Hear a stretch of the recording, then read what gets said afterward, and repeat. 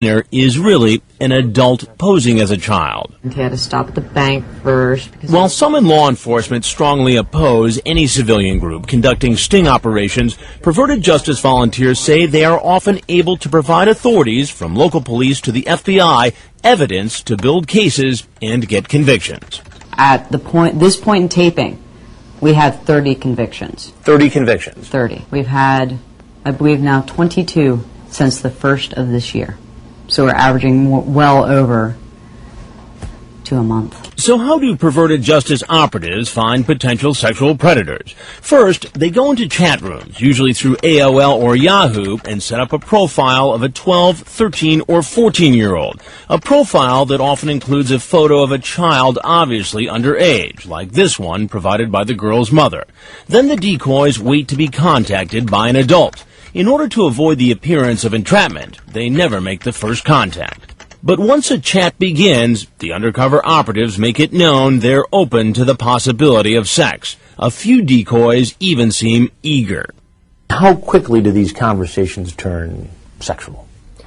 Sometimes very quickly. As soon as the conversation is, hi, my name is, I'm 14 years old or 13 years old, and the gentleman will then say, look at this, and send you a picture or say something else. And that would be the crime right there.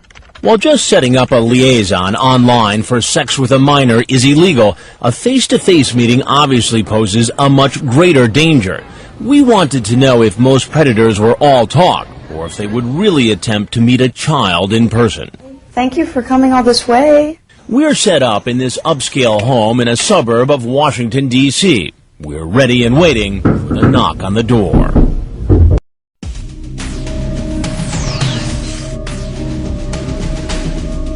This lovely home in Virginia, just outside of Washington, D.C., has become the secret meeting place for potential internet sex predators. It's rigged with 9 hidden cameras, 3 with views outside, 1 pointed at the garage, and 5 inside the house. Several volunteers from Perverted Justice, the group dedicated to catching internet predators, are in chat rooms posing as 12, 13, and 14-year-olds ready to make a date for sex with men they meet online. 39-year-old Frag, his screen name, who's been a Perverted Justice volunteer for more than 2 years, is posing as a 13-year-old girl in a Yahoo chat room set up for Virginia residents. It's a chat room not intended for romantic or sexual conversations. There's a girl named Kim. As Dateline cameras roll, the undercover operatives enter chat rooms. They're quickly inundated with adults wanting to talk. Here's a 46-year-old who calls himself the Sphinx 59.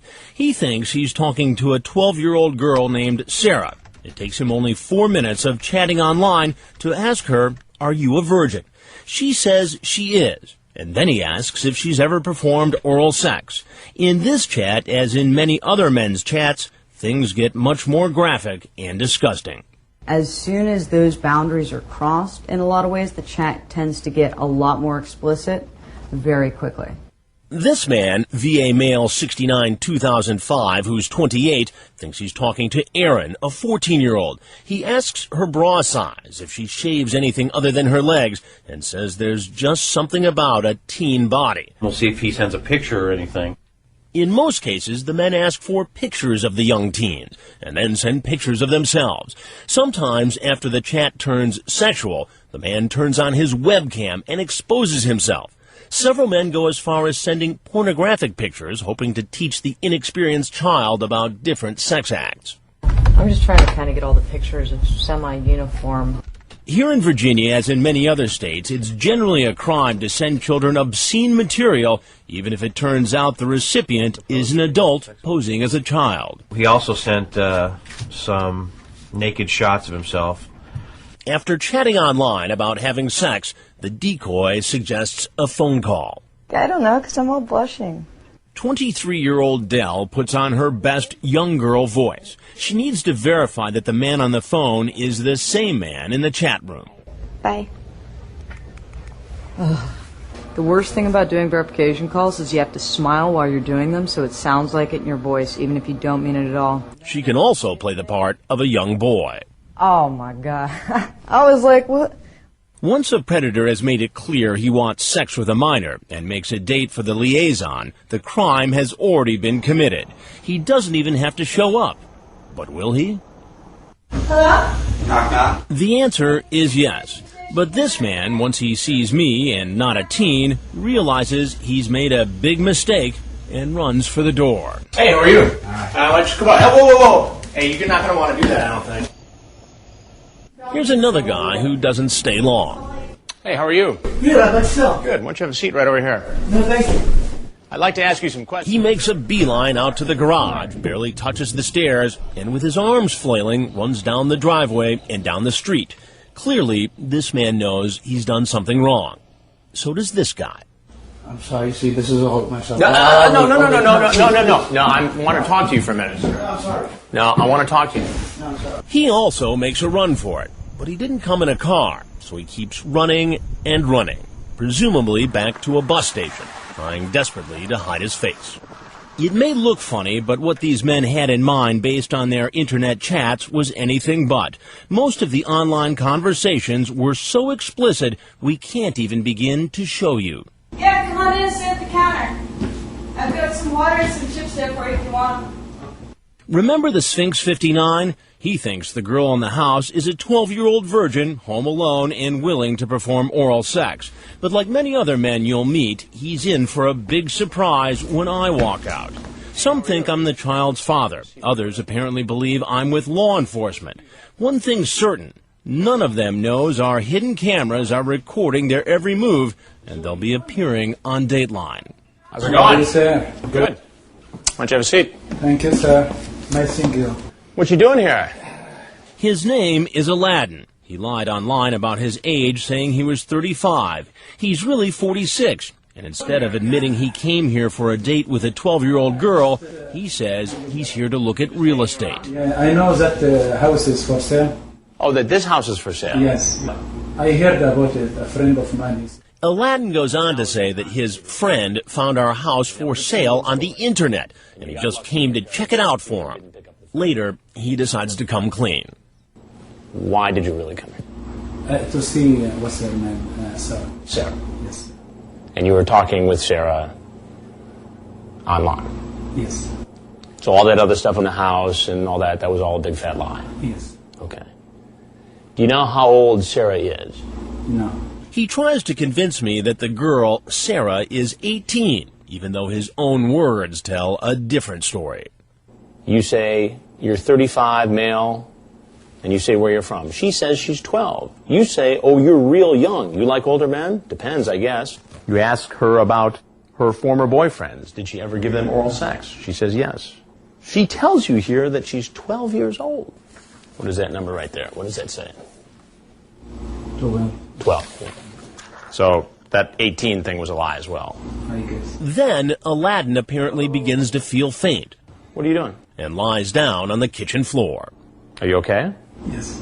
Just Do you want your water? a little bit. No, I'm fine. Our background research reveals that Aladdin is a waiter at a Holiday Inn. He says he's an immigrant from Egypt who became a U.S. citizen 2 years ago. Why is it appropriate to come to a home where a 12-year-old girl... He said we can meet, you can come over to my place, you can spend time together.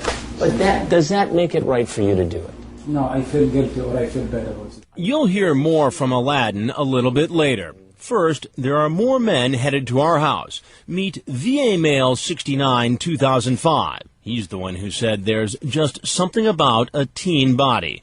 He's 28 and thinks he's talking to a 14-year-old. He's actually chatting with this 23-year-old from Perverted Justice. He was by far the worst guy I've ever talked to. Dozens and dozens of cases Yes. you've worked on. What separated him from the run-of-the-mill computer predator?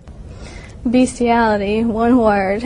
He chatted online for more than a week with our decoy and slowly introduced more and more depraved sexual requests. He even says he wants to involve a dog. As soon as the guy said, hey, maybe I'd want to do this, and he wasn't immediately slapped down, it's testing the waters. Was this all talk, or would this man actually walk into our kitchen? That's him coming in the door.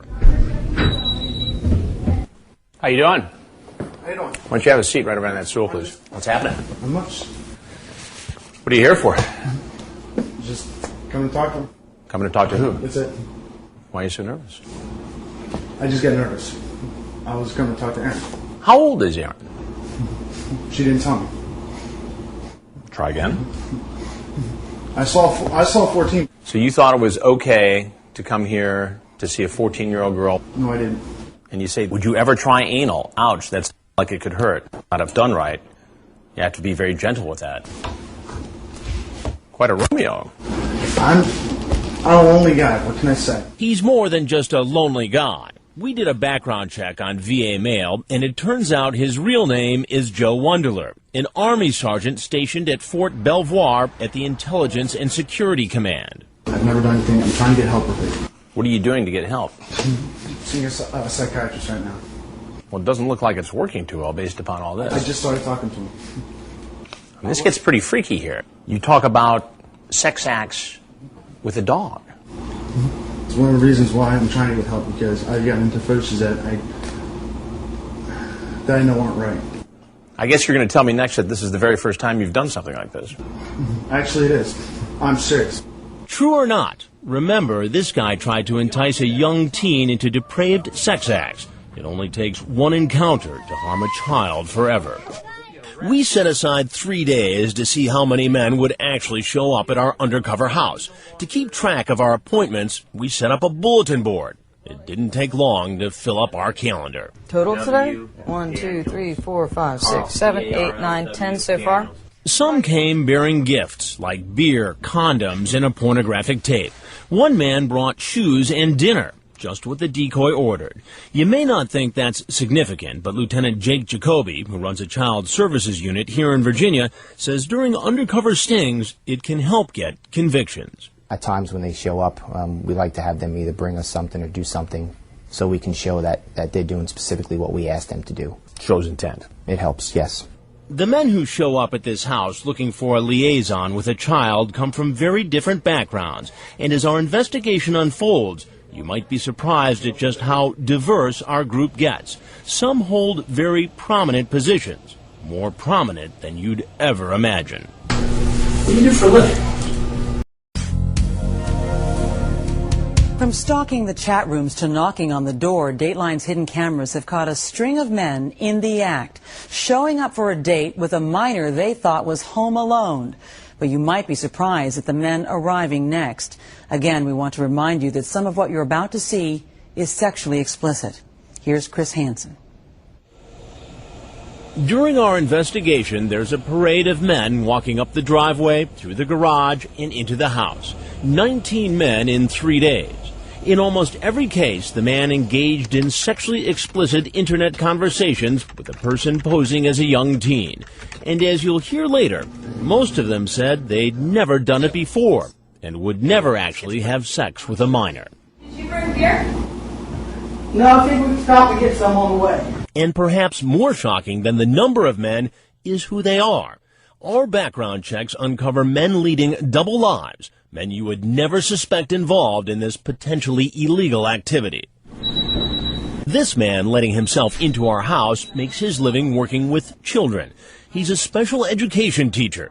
Dell is now posing as a boy the man's expecting to meet. Just sit at the kitchen counter for a minute. Where are you? Oh, okay. I need to get my new shorts on. Okay. The teacher, Stephen Benoff, believes he's been chatting online about sex with a boy named Brandon who says he's 13. And how old do you think the teacher is? He's 54 and married. When I confront him, at first he says he thought Brandon was an adult. Well, he said he was 23. What's the problem? I have the transcript. That's what the problem is. Brandon said he was 13. 13? 13. And the teacher knows this because Brandon told him online he was 13. You will talk about oral sex, anal sex, and all the different things that you'd like to do with him. What are you doing here? I thought I would come see him, but Come see him for what? I wanted to meet him. While online, our 13-year-old decoy asked the teacher to bring condoms. Did he? Mm-hmm. You did. You have them in your pocket. Mm-hmm. What does that say about your intent?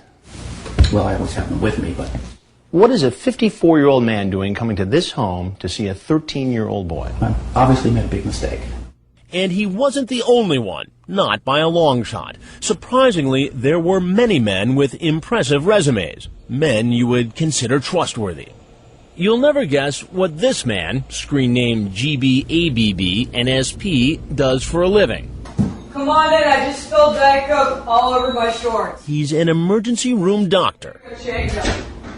Dr. Jeffrey Beck, a 50-year-old, is here to meet a boy he thinks is 14. I'll be right back down there. All right. Watch how he tries to follow our decoy upstairs. When I confront the doctor, he says he had no intention of having sex with the boy. He only came here because he felt badly for the teen who was left home alone. He was so anxious to have some company when he was left by himself for 4 days, but under the circumstances it sounded neglectful. So you're the Good Samaritan. That's correct. During his online chat, the doctor was not as sexually explicit as many of the others who showed up. In fact, after we read to you part of the chat, you'll see he seemed to choose his words carefully. I'd like very much to be your friend. I don't think I even want to have sex with you until you're old enough for both of us not to get in trouble over it. Lots more to friendship than sex for sure. I would not tell. I'd done it before.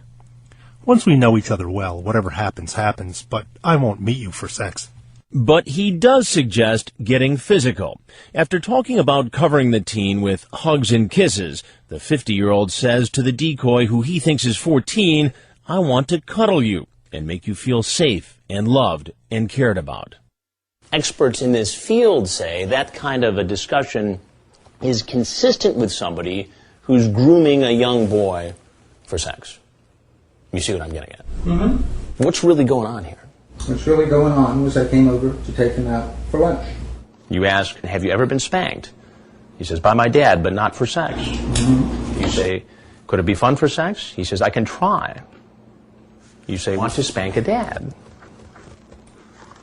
Now you see how that looks. Yeah, it looks pretty bad. The doctor maintains he would never do anything illegal, but acknowledges a meeting like this could appear inappropriate. Now, if you had a teenage son who was home alone, would you be comfortable with a 50-some-year-old man coming into the house for a visit? I suppose it would depend on the 50-year-old man, but in general, no, I wouldn't. What about this guy? A man in his position is just about the last person you'd expect to be showing up at our house. It's 4 o'clock in the morning in an AOL chat room. This 54-year-old man, screen named Red BD, messages a 13-year-old boy named Conrad, saying, I'm prowling for young men. What he goes on to say, and the pictures he sends are so graphic, we had to carefully edit them before putting them on television. And as you'll hear when we read from his chat log, it's clear Red BD knows what he's doing is wrong. You're only 13? Yeah. That's rape. Dude, I tell you that before. Yes, I remember. Oh, okay. Just you're so young. I've never been with a young man like you, but I would like to. While the two are chatting online, we conduct a background check and are absolutely shocked by what this man does for a living. And now he's in our kitchen after making a date for sex with a boy he thinks is 13. Hello? Hi. Hey, hold on a second, I gotta change my shirt, yeah? Okay. Just spilled Diet Coke on me. I gotta ask you.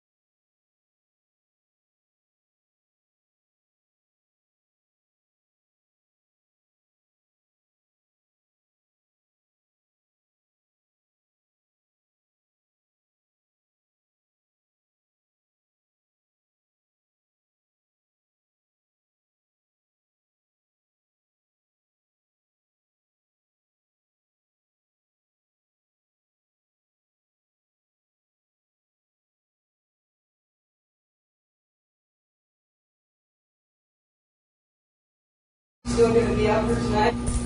We'll see.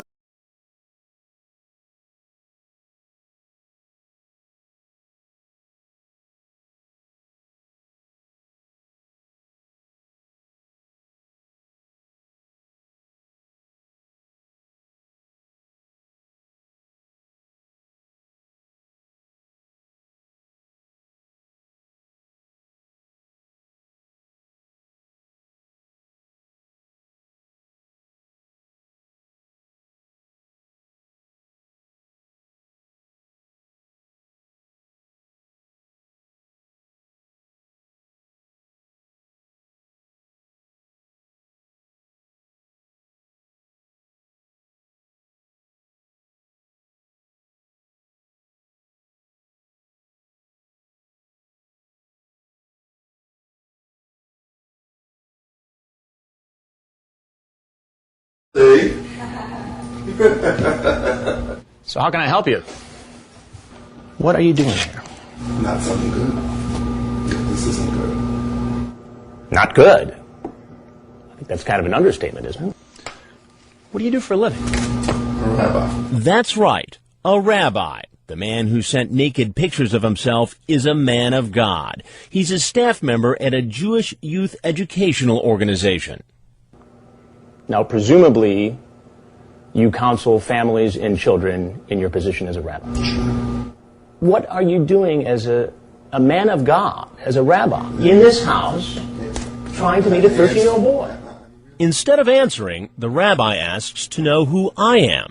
But before I tell him, I want to ask him about those pictures he sent. And you sent pornographic pictures. That's a federal offense right there. Okay, look. You know I'm in trouble, and I know I'm in trouble. I am not interested in getting any further in trouble. Then we heard that familiar excuse. This is not something that I've done ever. You've never done this before. You know, because I hear that a lot. You'll hear more from the rabbi later. Others are on the way. Here comes Special Guy 29. Earlier online, he told our decoy, who was posing as a 14-year-old boy, that he's an 11th grade English teacher. Then he told the boy that he hates condoms, but he's safe. Our decoy asks Special Guy 29 to bring beer and then throws in a request, a technique often used by law enforcement to illustrate intent. He types, "Side garage is open. Strip to your underwear and come in. I be in mine." The man says, "I don't wear underwear." So the decoy says, "Then come in naked." We never thought he'd really do it, but we were wrong. After casing our house, walking up and down the street, here he comes with the beer. And you can guess what he does in the garage.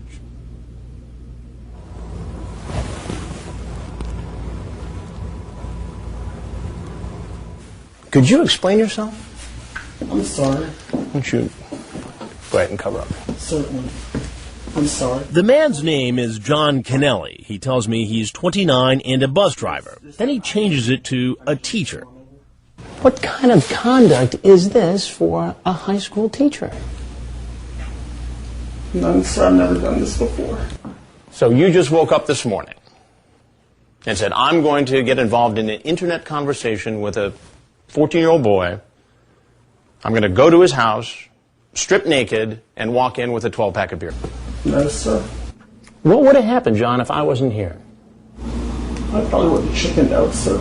After doing a deeper background check on him, we find out he's neither a teacher nor a bus driver. His father says he's unemployed, and he's not 29. He's actually 43. Do you know that it's illegal to have a conversation on the internet with the intent to have sex with a minor? Yes, sir, I did. He says he knows it's illegal, but it appears that's not enough to deter him. Whether he needs psychiatric help or the hand of the law, he still might pose a threat to a child. Stick around and wait till you see what he does next. This is the identical screen name. Screen name online. This morning he changed nothing. Like the men you've met so far, you're about to see others who are quick to come up with a story when confronted by an adult. But what will they say when they find out they're going to appear on national television.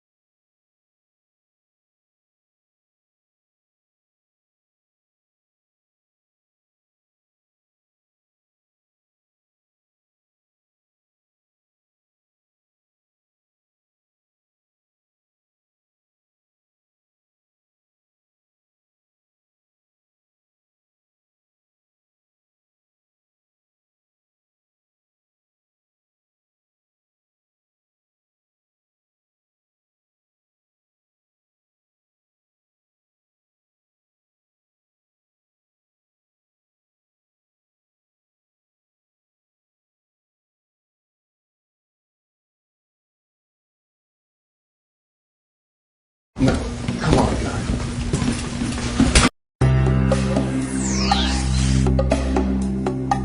Men from all over Virginia, Maryland, and Washington, D.C. arrived at this house after chatting about sex, thinking they were meeting a 12, 13, or 14-year-old who was home alone.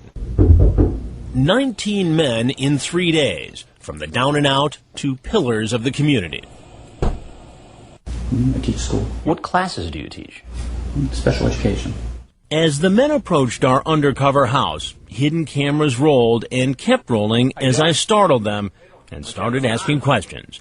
Just about every one of them gave me the same story. So this is the first time? Mm-hmm.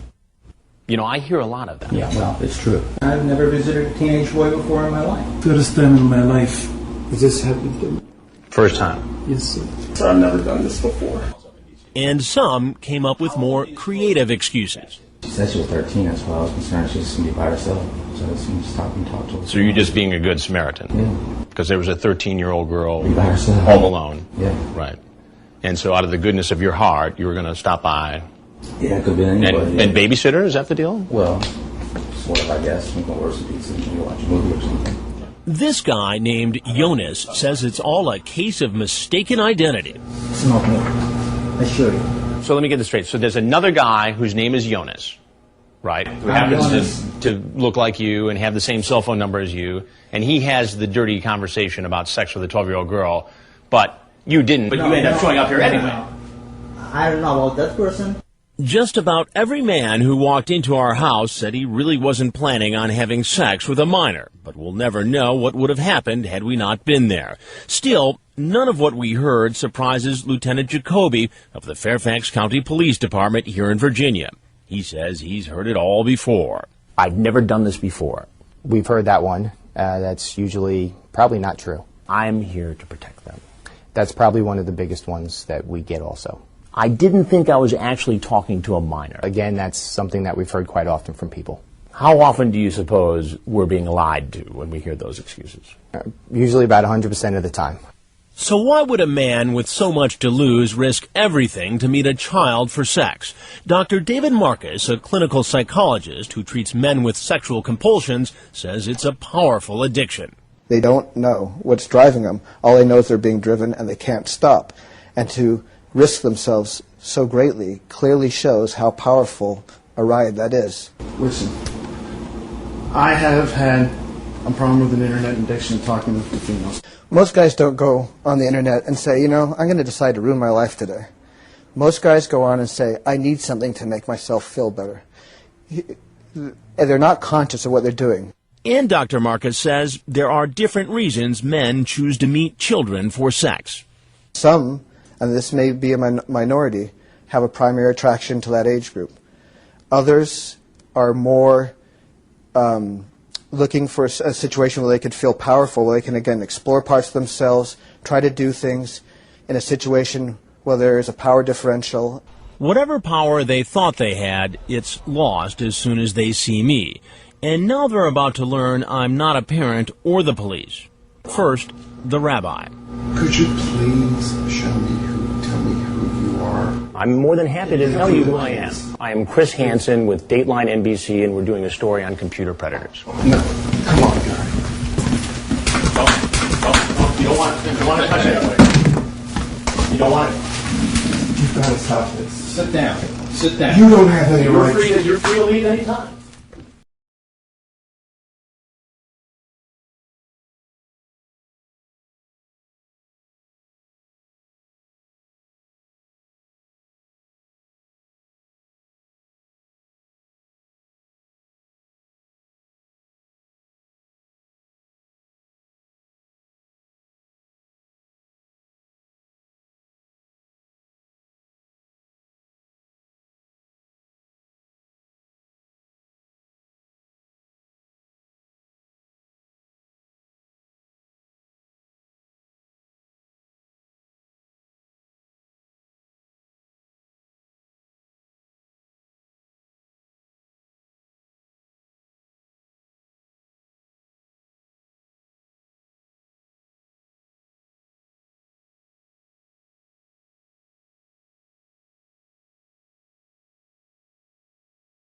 Now they knew this was all being taped for the record and for broadcast on Dateline.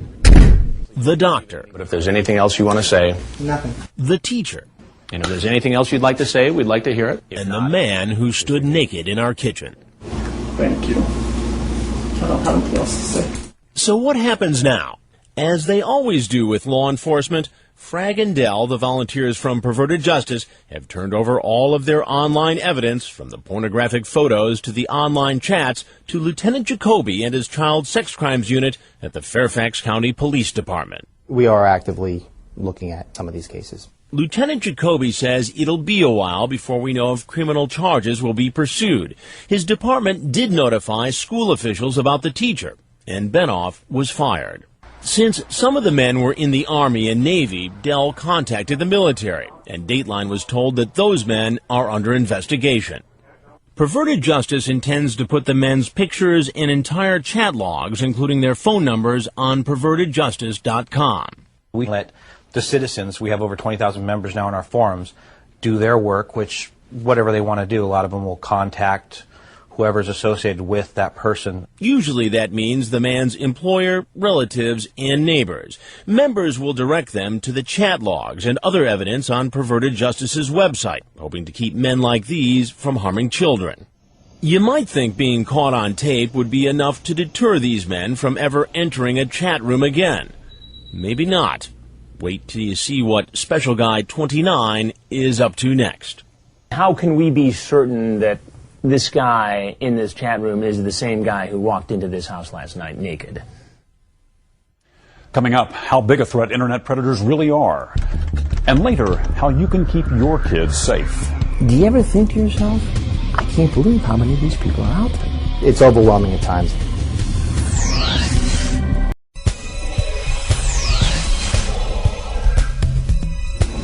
I don't have anything else to say. Take the towel to the rock. You might think that this 43-year-old man who walked into our house naked, ready to meet a 14-year-old boy for sex, would be so humiliated after being caught literally with his pants down that he'd never try it again. Yet we find him right back online, in a chat room, the very next day. How can we be certain that this guy in this chat room is the same guy who walked into this house last night naked? It's the same screen name. Same identical screen name. He got busted on Special Guy 29. He's changed nothing. He's spotted by a Perverted Justice volunteer who's posing as a 13-year-old boy. He just checked the kid's pic. Even these Perverted Justice veterans find what's happening hard to believe. If he keeps talking, then that's just going to be beyond comprehension. Yet he does keep talking. And again, the chat quickly turns sexual. And believe it or not, again, he agrees to yet another date for sex. Our decoy asks if he wants to meet at McDonald's. What do you suppose the odds are that a guy like that would agree to another meeting? I would have said 0 last night after watching what happened. Well, Special Guy 29 defies the odds and agrees to meet. But first, he confirms the meeting is not about food. We really wanted to make sure it was about sex. Sure enough, here he comes headed towards the McDonald's. I have been in television for 24 years. I just came to get something to eat. And I have very seldom been at a loss for words. Sir, I just came to get But something I to don't eat. even know what to ask you first. I'm just gonna get something to eat. He later changes his story. Last night, you walk into a house in suburban Washington, naked, with a 12-pack of beer, yes or no? Yes. Okay. Today, you're on the internet again. You have an inappropriate conversation with a boy you think is 13, and you set up a meeting here at this fast food restaurant. What was your intention? I don't know. The man admits he knows what he's doing is illegal. Then why do you do it? I need help, and that's what I'm seeing a psychiatrist for. As incredible as this looks, that a man would do this twice in 2 days, Lieutenant Jacoby isn't all that surprised. Don't these people know that this is illegal and that very possibly they could be talking to a decoy or getting pulled into some sort of undercover investigation? Well, if you look at the internet and the amount of people who are soliciting these types of crimes, your chances of getting caught are probably fairly slim. Maybe that's why so many of the men who visited our house walked in so confidently, almost like they own the place. Remember Rabbi David Kay? We'll see. Despite his actions caught on hidden camera and his graphic internet exchange, Rabbi Kay called us several times, claiming he did nothing wrong. However, earlier this week, he resigned his staff position, informing his employer he was going to be featured in this Dateline story. He also had no comment about this picture Dateline found while investigating the rabbi's background. It shows Kay in a group photo, including 2 other rabbis caught and convicted of soliciting a child for sex on the internet. Do you ever think to yourself, I can't believe how many of these people are out there? It's overwhelming at times. In the end, most experts agree it's really up to parents to keep children safe from online predators. If you could give parents one single piece of advice, what would it be? Every day, online predators make their way into homes uninvited and unnoticed. This public service announcement alerts parents that online predators are a very real danger and advises them to get educated. If the technology is in your house, it's a parent's responsibility to protect their child. Michelle Collins from the National Center for Missing and Exploited Children says the problem is so widespread, your child could be a victim and you may not even know it. If there are phone calls arriving at your house that you don't know the person on the other end of the line, is your child or teenager receiving gifts? Do they have a webcam in their room that you didn't buy? These are all warning signs. These are all things that happen quite frequently in the many cases that we view and that we work with law enforcement on.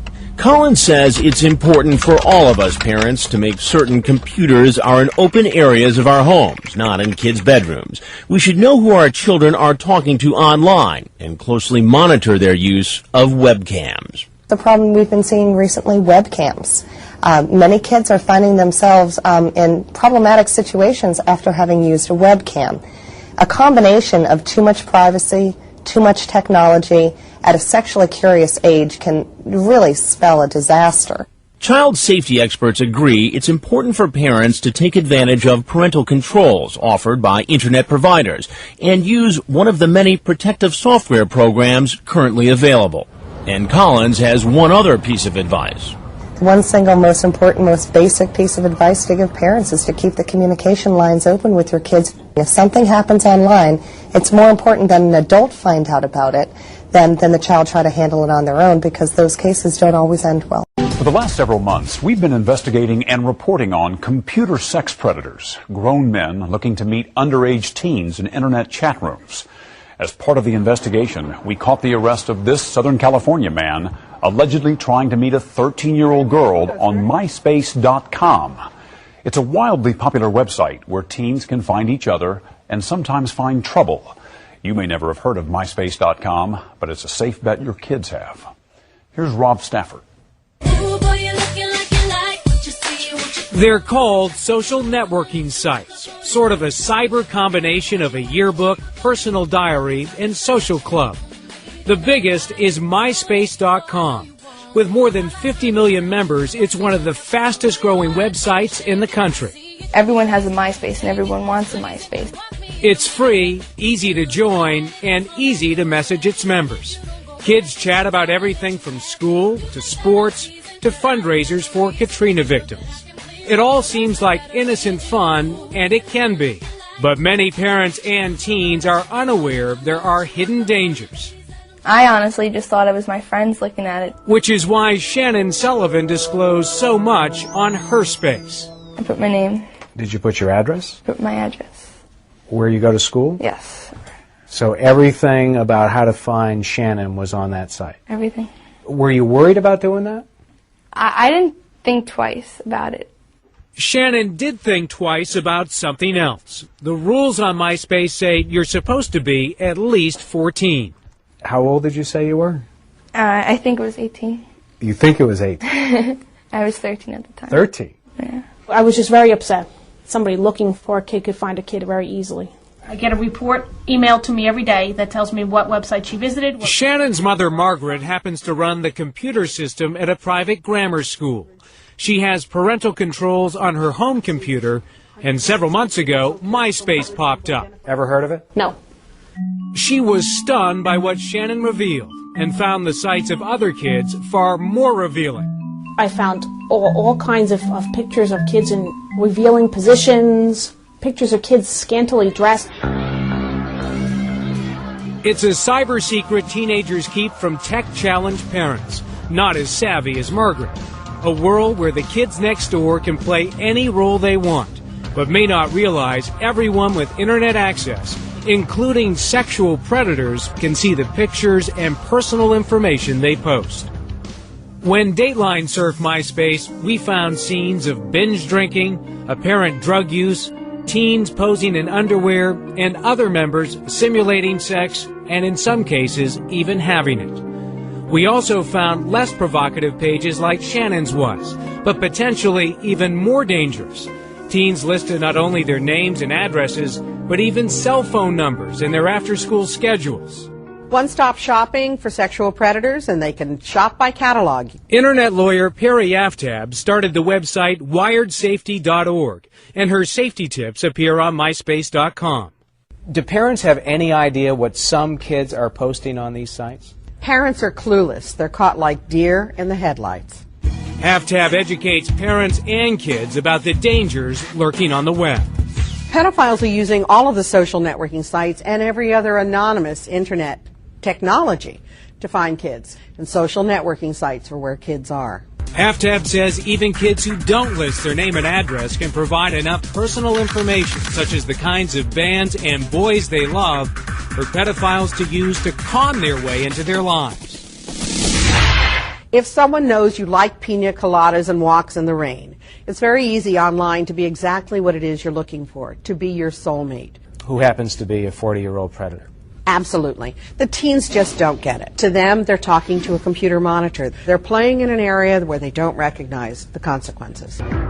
In the last month, authorities have charged at least 3 men with sexually assaulting teenagers they found through MySpace.com. And just this week, police found a missing 15-year-old girl who investigators say was sexually assaulted by a 26-year-old man she met through the site. MySpace members are now warning each other about the danger of sharing information online. Aftab says parents need to find out what their kids are sharing. Say to your kids, I'd like to see your profile page tomorrow. It's important that you give them a day to clean up their page. That'll be the last time you give them warning. Then Aftab says, look at their site. Are the pictures provocative? Their profiles too detailed? Who are they talking to? And perhaps most important, have they kept their profiles private, protected by a password to keep strangers out? MySpace would not agree to an on-camera interview, but did tell Dateline via email that it prohibits posting personal information and has a team that searches for and removes both underage users and offensive material. MySpace said it does not pre-screen the content of its more than 50 million members, but encourages all of them to exercise caution. This is what I'm happy about, that most of them are on private now. Shannon Sullivan's safety lesson came from her mom, who grounded her from the internet for 2 weeks. And 6 months ago, you had no idea this was a danger. 6 months ago, I thought it was just another place I can go on the computer. And you were 18 back then. This is inappropriate. Ma, that is the funniest thing I've ever seen. It's funny, but inappropriate. Her mother, Margaret, did something Aftab says too many parents are afraid to do. take control of their child's computer. They're afraid of their kids. They somehow think because technology is involved, they're no longer the parent. Get real. You're the parent. If you don't like it, unplug the computer. They don't follow your rules. No internet at all. You're not the parent, and if you're not going to step in, no website on earth is going to be able to help your child be safe. For more tips on internet safety, including an online safety contract for kids and parents, log on to our website. The address is dateline.msnbc.com.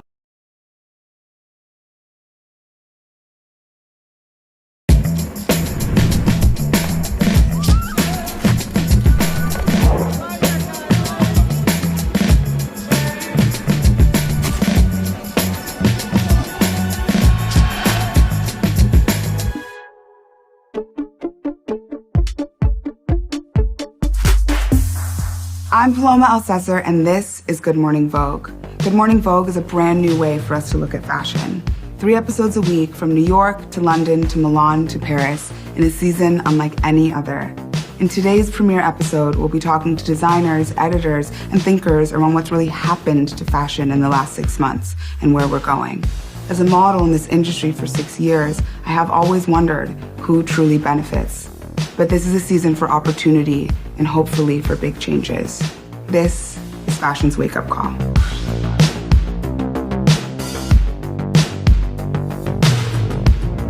I think for years, all of us who work in the fashion industry have been talking about how bloated and old-fashioned, frankly, the whole system of attending the shows and the amount of people that would travel from city to city, spending, a huge amount of money. It was this extraordinary spectacle, which at the same time generated a huge amount of impressions and an enormous amount of interest and following in fashion.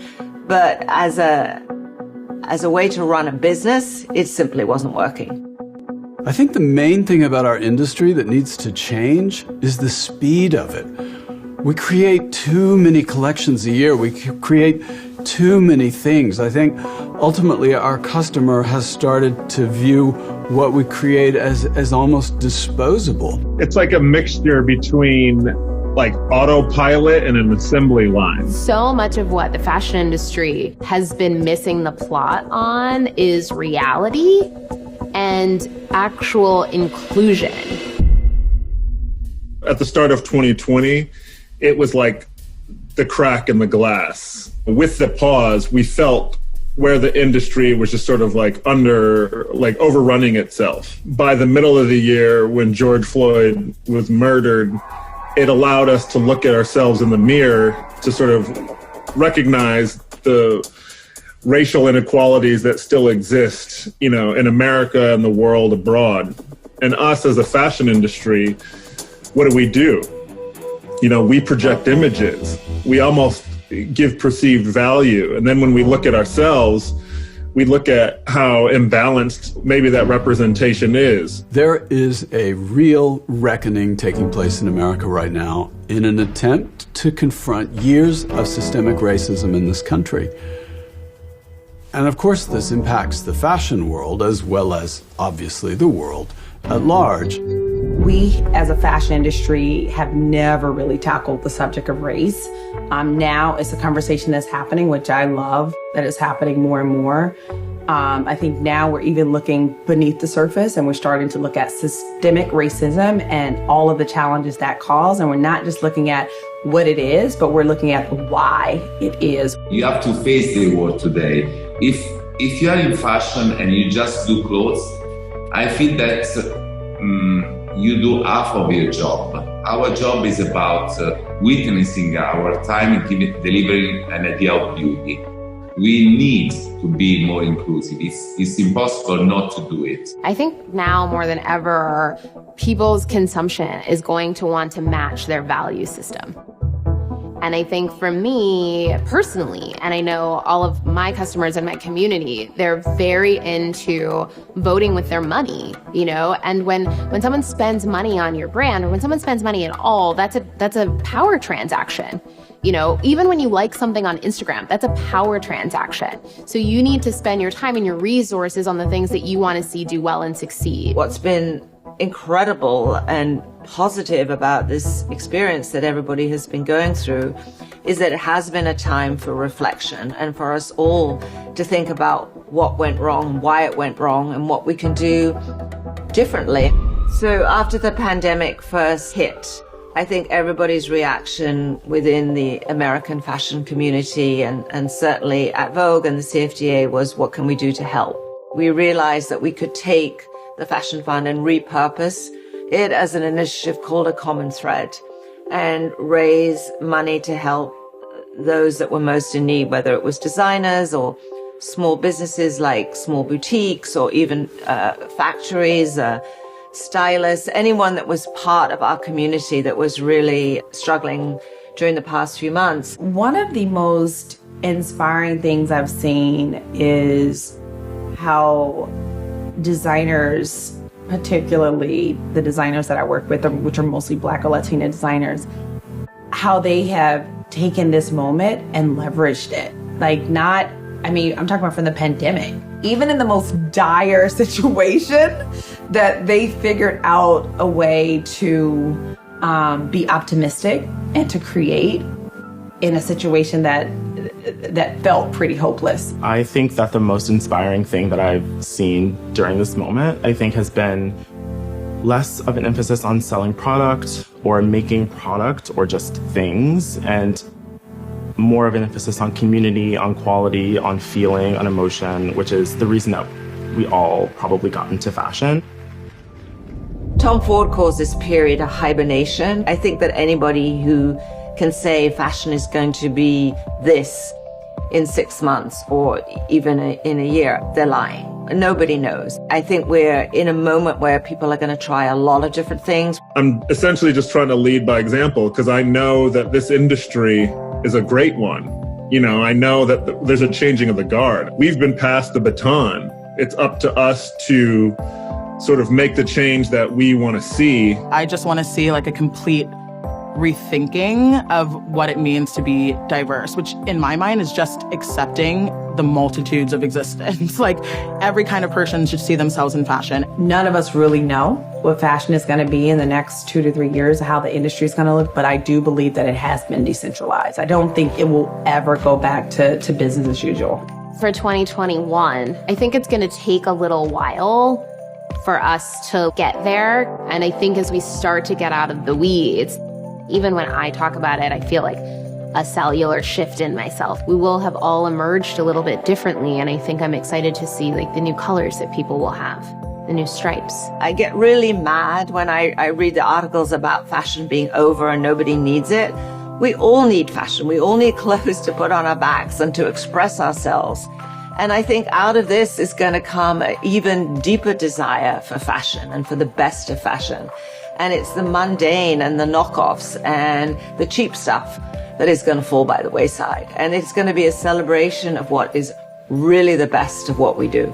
After the pandemic of 1918 and after World War I, what did we have? We had the Roaring '20s.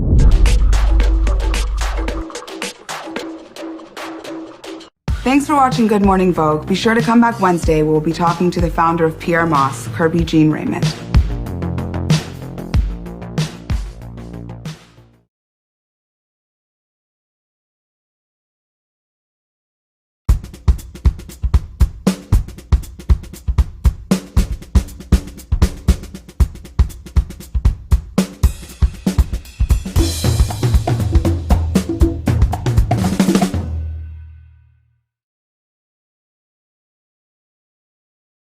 With the best of live and on-demand, AT&T TV has it all. That means unlimited hours of cloud DVR. And enough out-of-this-world content to fill them. AT&T TV is all that in TV, and all with no annual contract.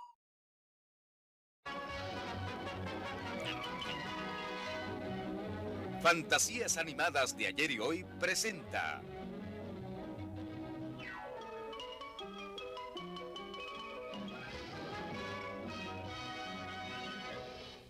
al conejo de la suerte en el caso de la liebre perdida.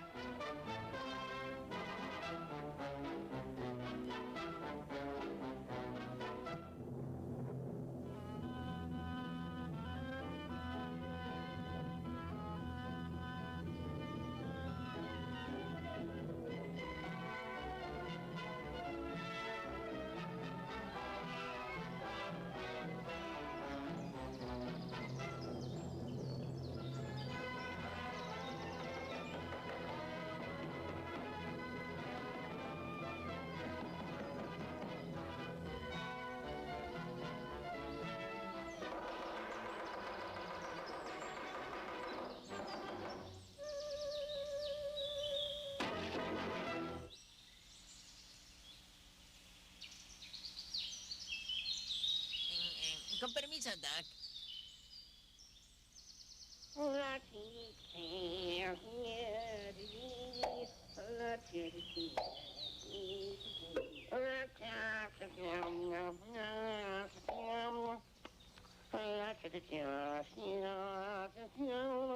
Con permiso.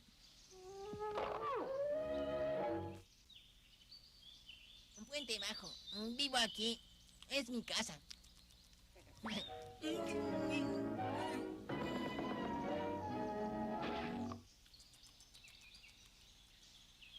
Escucha, Doc. ¿Acaso voy a molestarte a tu casa? ¿Lo hago? Existe algo que se llama propiedad privada. ¿Es que un conejo no tiene derecho a tener su propia casa? Perdóname, amigo mío. ¿Te gustaría la tarta de moras? No. ¿Dijiste tarta de moras? Ñam, ñam. ¡Cómetela! ¡Qué conejo tan tonto! Por supuesto que te das cuenta que esto significa la guerra.